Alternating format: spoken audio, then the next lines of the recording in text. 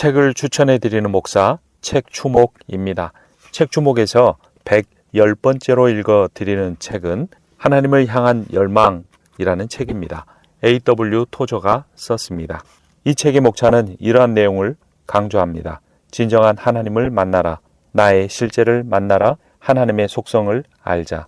하나님 인식이 모든 것을 결정한다 입니다. 기독교는 어떤 규칙이나 규정이나 의식을 붙드는 종교가 아니다. 기독교는 하나님을 향한 열정이다. 이 열정은 예수 그리스도께 나아갈 때 비로소 충족될 수 있다. 우리 영혼의 깊은 곳에는 하나님의 형상이 있다. 그러므로 일시적인 것들에서 만족을 찾는 사람은 결코 진정한 만족을 얻을 수 없다. 세상에서 가장 부유한 사람이라도 그 재물로 만족을 얻을 수 없다. 세계에서 가장 인기 있는 사람이라도 그 인기로 만족에 이를 수 없다. 그래서 아주 부유한 사람들 중에도 자신의 삶이 텅 비었다는 공허감으로 인해 스스로 목숨을 끊는 이들이 있는 것이다. 인간은 영혼에 의해 충족감을 얻도록 창조되었다. 이 영혼은 영원한 아들 예수 그리스도께서 우리의 삶 안으로 오실 때 시작된다. 이 책의 목적은 당신의 마음이 하나님을 향한 열정으로 불타게 하는 것이다. 하나님을 향한 열정은 그분을 열심히 찾도록 만들 것이며 그분에 대한 현재의 열정에 만족하여 안주하는 사람들을 흔들어 놓을 것이다. 만일 누군가 이 책을 읽고 마음속 깊이 동요를 느낀다면, 그래서 오직 하나님만이 채워주실 수 있는 굶주림에 사로잡혀 그분을 찾게 된다면 이 책은 목적을 달성한 것이다. 제임스 스나이더가 쓴 이 책에 대한 추천의 내용 글입니다. 오늘날 우리의 문제는 무엇인가? 설교를 계속 듣지만 전혀 변화가 없다는 것이다. 교회들은 대부분 매주일, 매년 52회에 걸쳐 헛수고를 한다. 우리가 하나님께 더 이상 기쁨을 느끼지 못해 다른 곳에서 기쁨을 찾는 것은 어찌 된 일인가? 위대한 성도들의 영성의 비결은 하나님을 향한 뜨거운 갈망이었다. 그들은 그 무엇보다 평안함, 안락, 명성, 재물, 친구, 심지어 생명보다 그분을 더 원했다. 삼위일체 하나님을 향한 그들의 마음은 시냇물을 찾아 헤매는 사슴처럼 간절했다. 오 하나님, 그 옛날 다윗의 마음처럼 제 마음이 당신을 찾기에 갈급합니다. 당신의 완전함의 모든 것과 당신의 자기 계시의 모든 아름다움을 알기 원합니다. 당신의 마음 안에 이르는 길이 힘들고 험난할지 몰라도 그 어려움 속에서 당신의 성품과 본성의 충만함을 발견할 수 있다면 모두 이겨낼 수 있습니다. 하나님의 사람에게서 어김없이 나타나는 특징은 거의 통제 불가능한 하나님을 향한 열정이다. 이것은 단지 하나님에 대한 호기심이 아니다. 그분의 모든 충만함 가운데 그분을 체험하기 원하는 깊은 갈망이다. 우리를 하나님의 마음 안으로 몰고 들어가는 유일한 힘은 그분을 알고자 하는 열정이다. 하나님이여, 사슴이 시냇물을 찾기에 갈급함 같이 내 영혼이 주를 찾기에 갈급하니이다. 내 영혼이 하나님 곧 살아계시는 하나님을 갈망하나니 내가 어느 때에 나아가서 하나님의 얼굴을 배울까? 시편 42편 1, 2절 말씀. 바울은 이렇게 말했다. 내가 그리스도와 그 부활의 권능과 그 고난의 참여함을 알고자 하여 그의 죽으심을 본받아 어떻게 해서든지 죽은 자 가운데서 부활에 이르려 하노니. 빌립보 3장 10절 11절 말씀. 바울은 하나님을 알겠다는 열정에 압도되었다. 다른 어떤 것도 그의 인생에서 중요하지 않았다. 죽고 사는 것도 중요하지 않았다. 하나님을 향한 열정, 그분이 원하시는 대로 그분을 아는 것, 이 일은 평생 계속되어야 할 일이다. 좋은 설교자와 좋은 것을 전하는 설교자는 너무나 다르다. 내가 하나님에 대해 설교한다면 좋은 것에 대해 설교하는 것이다. 그런데 지금 나는 좋은 것에 대해 글을 쓰고 있다. 이 좋은 것은 우리가 생각할 수 있는 그 밖에 다른 모든 것을 초월한다. 하나님 밖에서 자기의 길을 찾으려고 애쓰다가 인생을 낭비하지 말라. 내 영혼아, 거룩한 무리 속에서 내 크신 창조주를 찬양하라. 경건의 고결한 날개 위에서 양육된 내 영혼아, 너는 그분의 영광을 노래하라. 내 혀를 사용해 그분을 찬양하라. 온 우주가 듣고 동참할 때까지. 부흥은 새로운 생명을 들이마시는 것이다. 하나님의 숨결이 신자들의 모임 위에 임하는 것이 부흥이다. 그것은 오직 하나님의 백성 중에서만 일어날 수 있고 오직 성령에 의해 일어난다. 오늘날 사람들의 생각을 꽉 채우고 있는 연애 오락과 재미와 경박한 생각들을 버리라. 청중을 재미있게 해줘야 한다는 생각은 기독교에서 아주 불경스러운 것이다. 그런데도 오늘날의 설교는 어떻게 하면 청중을 재미있게 해주느냐에 초점이 맞추어져 있다. 그러면 그들이 교회에 계속 출석하게 된다는 것이 우리의 생각이다. 만일 그들이 교회에서 떨어져 나가면 교회의 성장을 기대할 수 없다고 믿기 때문이다. 그러다 보니 설교자가 가장 힘을 쏟는 것은 무슨 수를 써서라도 교인들을 교회로 계속 오게 하는 것이다. 기독교는 하나님을 경배하고 놀라우신 성품을 찬양하고 기뻐하는 종교이다. 그분과의 관계에서 기독교만큼 높이 오른 종교는 없다. 기독교의 모든 것은 하나님께 초점을 맞춘다. 모든 시대마다 교회는 그분을 전했고 그분께 기도했으며 열방 중에서 그분을 선포했다. 그분께 영광을 돌리며 높였다. 그런데 최근에 교회는 이런 일에 실증을 내게 되었다. 우리의 하나님을 세상에 전하지 못하고 오히려 세상 사람들이 좋아하는 하나님 개념을 교회 안으로 끌고 들어왔다. 우리가 기독교적인 것이라고 간주하는 많은 것들이 헛된 것들이다. 우리의 기독교 개념이 얼마나 천박한 것으로 변질되었는지 회개해야 한다. 하나님을 알지만 하나님을 공경하지 않는 것이 현대 기독교의 위선이다. 하나님은 최고의 유명한 사람일 뿐 그 이상은 아니다. 사람들은 하나님의 이름을 사용해서 지금의 종교를 바꾸어 향상시키고 확장하려 한다. 복음주의 세계가 잃어버린 가장 큰 것이 무엇인가? 그것은 바로 하나님이다. 지극히 높으시고 천지를 만드셨고 우리 조상들이 경배했던 놀라우신 하나님께서 우리를 떠나셨다. 그리고 그분의 자리를 대신 차지한 것은 친구처럼 지내면서 그분을 어떤 위원회의 위원장 정도로 대우하기 원하는 절반만 구원받은 자들의 하나님이시다. 복음주의 교회가 거의 완전히 잃어버린 또 한 가지는 경건한 두려움이다. 그리고 하나님을 향한 경박함과 허물없음이 생겨났다. 또한 복음주의 교회는 참 예배를 잃어버렸다. 위엄의 개념이 사라지면서 예배도 함께 사라졌다. 더 이상 하나님께 진정한 경배를 드리지 않는다. 하나님을 향한 공경과 놀라우신 경외가 사라졌기 때문이다. 우리의 경배의 대상은 하나님이 아니라 우리 자신이지는 않는가? 또한 복음주의 교회는 내면성을 잃어버렸다. 기독교가 기독교답게 되려면 내면의 종교가 되어야 한다. 예수님은 우리가 영과 진리로 예배해야 한다고 말씀하셨다. 또한 영원한 것들에 대한 의식을 잃어버렸다. 우리는 영원한 것들을 의식하며 살고 있지 않다. 누군가 죽었을 때만 잠깐 의식한다. 우리가 모두 현세주의에 빠져 있기 때문이다. 또한 복음주의 교회는 하나님의 임재를 잃어버렸다. 하나님 인식을 상실했기 때문이다. 오 하나님, 우리가 당신의 영광에서 얼마나 많이 떨어져 버렸는지 생각하면 마음이 아픕니다. 기도하오니 당신의 본질의 영광을 우리에게 다시 한번 회복시켜 주소서. 당신의 이름을 널리 알린 그 영광에서 아주 멀리 떨어진 우리를 용서하소서. 세상에 속한 것들이 오직 당신께만 속한 영광을 깨뜨리도록 허락한 것을 용서하소서. 당신의 영광의 장소로 우리를 다시 받아주시어 당신을 다시 기뻐하게 하소서. 의사가 환자의 건강을 해치는 증상들을 무시해버린다면 의사로서 가치가 있겠는가? 우리는 현재 복음주의 교회에 심각한 영적 문제들이 있다는 것을 드러내야 한다. 알리고 고침받도록 회복되도록 해야 한다. 하나님의 경이로움과 아름다움과 완전하심이 복음주의 교회들에게 가장 큰 관심사로 자리 잡아야 한다. 하나님께 담대히 나아갔던 모세의 모습을 보라. 주의 영광을 내게 보이소서. 여호와의 이름을 내가 선포하리이다. 우리가 섬기고 경배하는 하나님의 위엄을 다시 회복하려면 이러한 담대함이 필요하다. 위엄을 무릅쓰고 나아가 하나님의 얼굴 보기를 구할 사람이 어디에 있는가? 그분을 개인적으로 체험하기 전에는 결코 포기하지 않을 사람들이 어디에 있는가?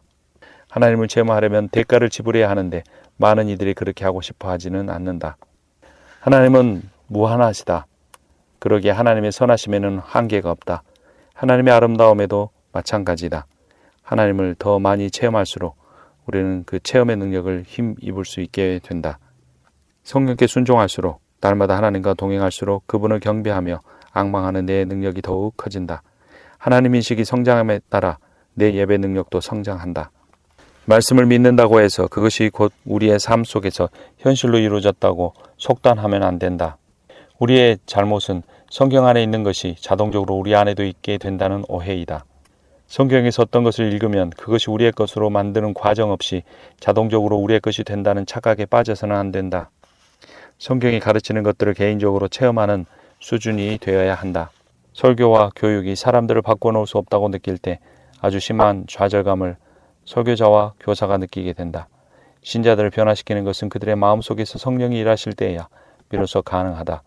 내가 사람들을 격려하여 책을 읽게 할 수는 있지만 하나님의 일들을 향한 갈증과 굶주림을 심어줄 수는 없다. 이 일은 오직 성령께서 하셔야 한다. 하나님께 가까이 다가갈수록 모든 것이 더욱 아름다워지고 그분에게서 멀어지면 모든 것이 추해진다.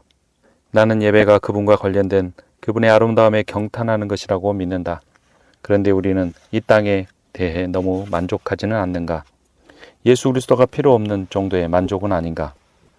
천국이란 예수 그리스도가 계신 곳이다. 천국은 세상이 줄 수 있는 최고의 것들을 모아놓은 장소가 아니다.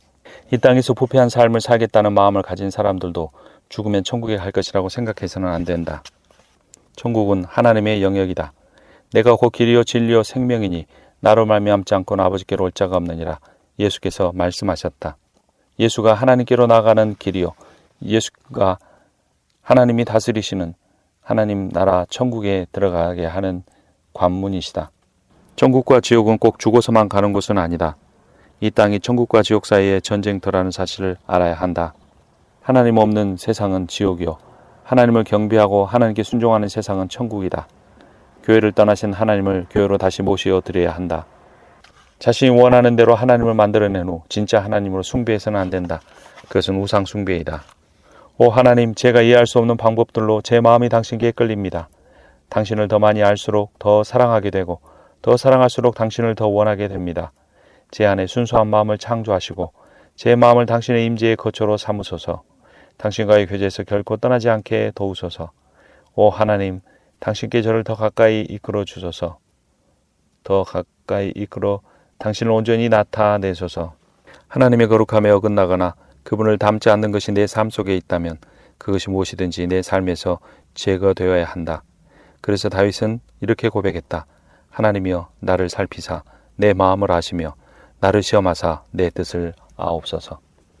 성령은 예수 그리스도를 통해 우리를 속죄로 이끄시고 의롭다 칭하시고 거듭나게 하신다. 성령이 우리를 거듭나게 할 때 비로소 우리와 하나님 사이에 온전한 교제가 회복된다. 거듭남은 우리 안에 하나님의 형상을 다시 회복시켜 준다. 하나님은 어디에나 계신다. 무소부재하시다. 하나님은 어느 시간대에나 계시다. 알파요 오메가시오, 전에도 계셨고 지금도 계시고 장차 오실 이이시다. 하나님은 우리에게 예수의 성품과 본성을 주셔서 세상의 증거가 되게 하려 하신다. 신앙의 목적은 그리스도를 닮는 것이다. 그리스도의 미덕은 무엇인가? 거룩함, 이타성, 사랑, 친절, 용서, 열정, 겸손, 그리고 천상의 마음이 포함된다. 하나님은 스스로 존재하신다. 하나님은 절대자하시다. 하나님은 무한하시다. 하나님은 너무나 거룩하고 무한하고 높고 놀랍고 너무나 영광스러운 분이시다. 하나님이 무한하시다면 그분의 사랑도 무한하다. 하나님의 사랑은 내 생각의 측량보다 넓고 영원한 분의 마음은 지극히 놀랍도록 친절하시다. 하나님은 무한하시기 때문에 우리의 모든 죄보다 크시다. 그래서 죄가 넘치는 곳에 그분의 은혜가 훨씬 더 많이 넘친다. 죄는 은혜를 더욱 드러낸다. 나 같은 죄인 살리신 주 은혜 놀라워. 담대히 은혜의 보좌 앞으로 나올 수 있게 허락해 주시니 감사합니다. 이 은혜가 놀라울 따름입니다. 당신의 은혜를 단번에 온전히 깨달을 수는 없지만 오늘도 그 은혜를 통해 유익을 얻습니다. 하나님의 은혜는 하나님의 선하신 인격에서 나온 것이다. 은혜는 하나님의 선한 기쁨이다.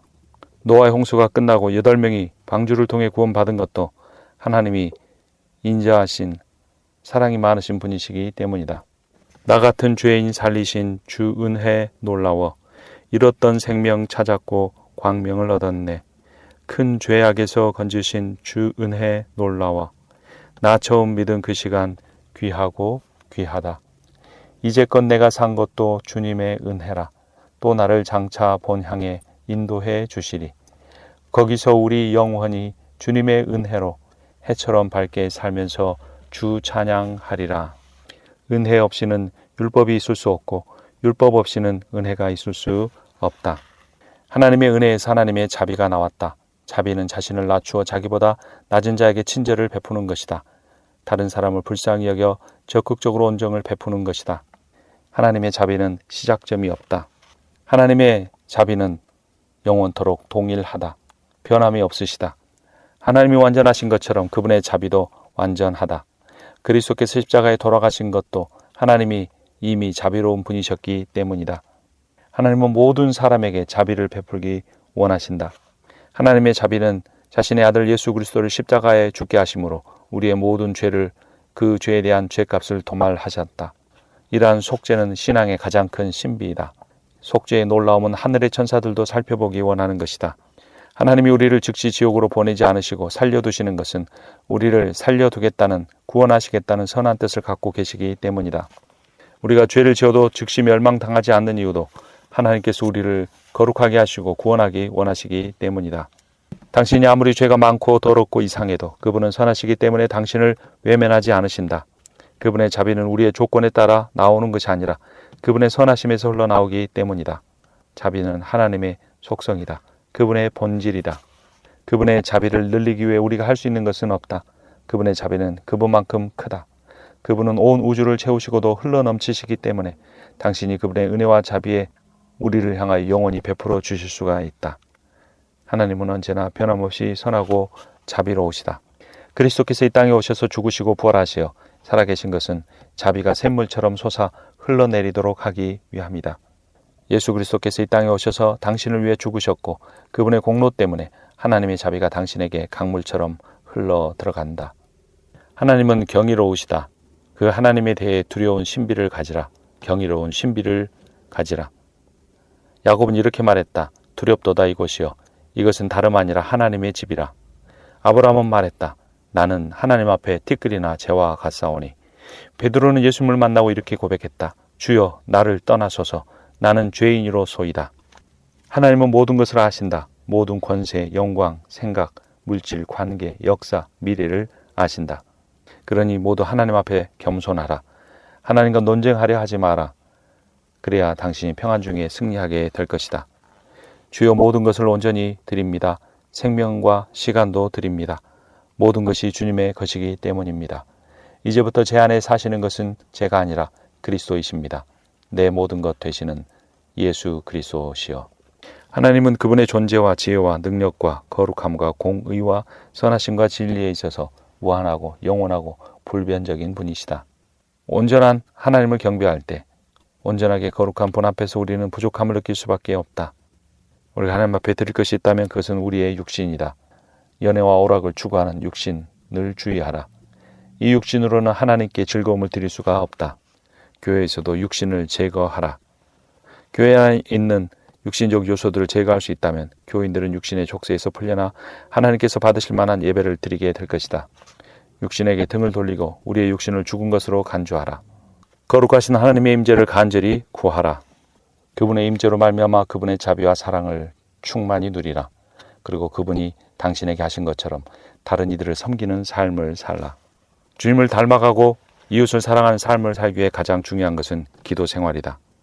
삶 속에서 자신의 신앙적 체험을 바꾸어 놓을 만큼 기도 훈련에 열심을 내라. 조지 뮬러는 이렇게 말했다. 할 일이 너무나 많아서 매일 4시간 이상 기도하지 않으면 내 일을 감당할 수 없습니다. 하나님의 뜻에 맞추어 기도하라.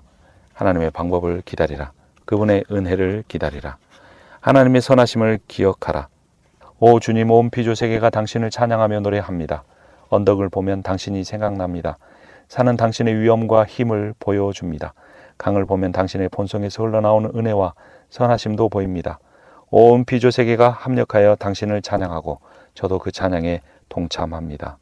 나는 하나님을 믿는다. 그분이 그분의 형상대로 나를 지으셨다고 믿고 인류의 모든 선함이 그분에게서 나온다고 믿는다. 그러기에 이 하나님을 영원토록 추구할 것이다. 하나님을 향한 열정, 이 열정으로 제 삶을 채우기 원합니다. 책 주목